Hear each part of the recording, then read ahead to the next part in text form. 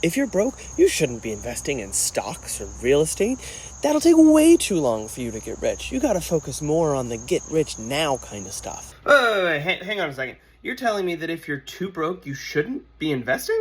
Variations of this exist all over the internet, but the big takeaway that they all seem to point to is that you want to increase your earnings. If you're not earning enough, investing, isn't going to help you get rich in the short term. Now, earning more is great, and it will help you in the long term. But investing, especially long-term investing, isn't about getting rich quick. Let me take a step back and acknowledge that investing can be a privilege. And if you can't afford your rent or your groceries, then you probably want to focus more on those things than investing. But the truth is that without investing, your long-term financial growth will likely stagnate. Unfortunately, the idea that investing in stocks, bonds, mutual funds, or ETFs can take a back burner to other kinds of saving is pretty widespread. So widespread, in fact, that 1 in 3 Americans isn't invested at all.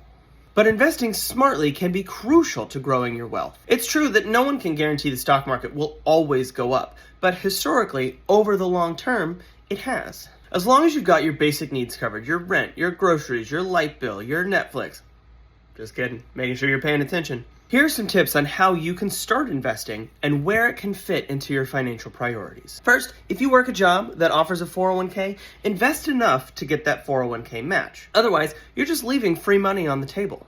Even if it's only a few $1,000s a year, you could be leaving tens of thousands of dollars on the table when you factor in the long-term growth. Next, pay down non-deductible, high-interest debt. I'm talking things like your credit cards. I'm not talking about making extra mortgage payments or paying down subsidized student loans faster. Those things tend to have lower interest rates. You may earn more by just investing in the long run and then paying them off like normal. Then beef up your emergency fund. This should be in liquid cash that you can access pretty easily. Think 3 to 6 months of all of your expenses. Once you've done all of those things, you can really start to beef up your investing in stocks and bonds and other types of investments. You can consider using tax-advantaged accounts like a 401k from work or an IRA or a Roth IRA, depending on your own situation. Now, the reason investing is such a critical component to your long-term growth is that historically, stocks have gone up.